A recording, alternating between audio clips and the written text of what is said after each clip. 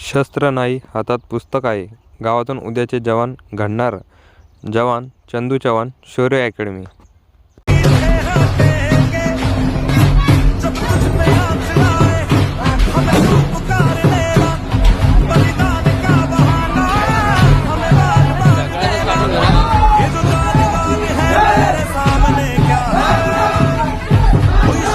जवान साहेबांनी सांगितलं की त्यांच्यावर खूप मोठे प्रसंग आले. मला माहिती आहे त्यांचा एक मित्र माझा मित्र आहे, परंतु त्यांना मी सांगितलं नाही अजून. तर त्यांनी मला त्यांचं सगळ्या काही गोष्टी 2000 मला 17-18ची गोष्ट असेल तुमची, बरोबर आहे. त्यावेळेस तुमच्या 16-17मध्ये तुम्ही वापस आलात. तर तेव्हा तुमचा एक मित्र आहे, तो पण माझा मित्र आहे, संभाजीनगरला असतो. त्याने मला तुमच्याबद्दल सांगितलं होतं. तुमच्या गावचा शेजारी तो.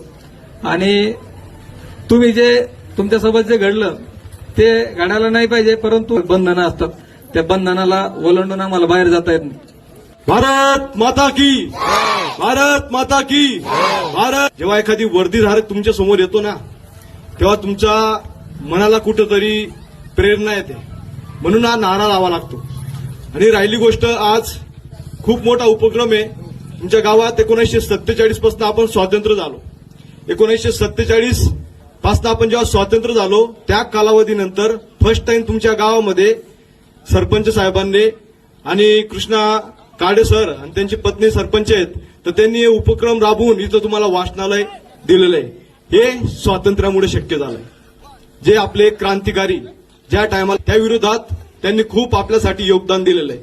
आणि त्या पावन असे क्रांतिकारींना आपण अभिवादन करायलाच पाहिजे, आपलं कर्तव्य आहे. त्याच पद्धतीने आज तुमच्या समोर वाचनालय उभं झालेलं आहे. आणि तुम्ही वाचाल तर वाचाल, जर वाचणार नाही तर वाचणार नाही. त्याच पद्धतीने तुम्ही मन लावून, पूर्ण तन मन धन पूर्ण लावून तिथं वाचनालयामध्ये यायला पाहिजे. ज्याच पद्धतीने महाराज सुद्धा इथं बसलेले आहेत, ते महाराज एक धर्माचं काम करत असतात कायमस्वरूपी. कारण जे बी काही वाईट गोष्टी होतात ते तुम्हाला तुमच्या कानावर चांगल्या गोष्टी टाकण्याचं, पडद्याचं काम करत असतात आणि समाज माध्यमामध्ये तुम्हाला चांगल्या पद्धतीने प्रेरणा देत राहतात. त्याच पद्धतीने इथं वर्दीधारक बसलेले आहेत. एक मॅडम, ती गावातली जे कॉन्स्टेबल आहे, त्याच पद्धतीने उपनिरीक्षक साहेब इथं बसलेले आहेत.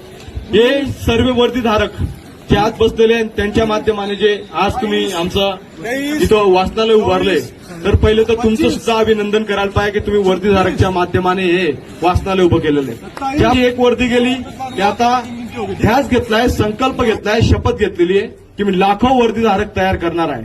म्हणून मी अकॅडमी सुद्धा खोललेली.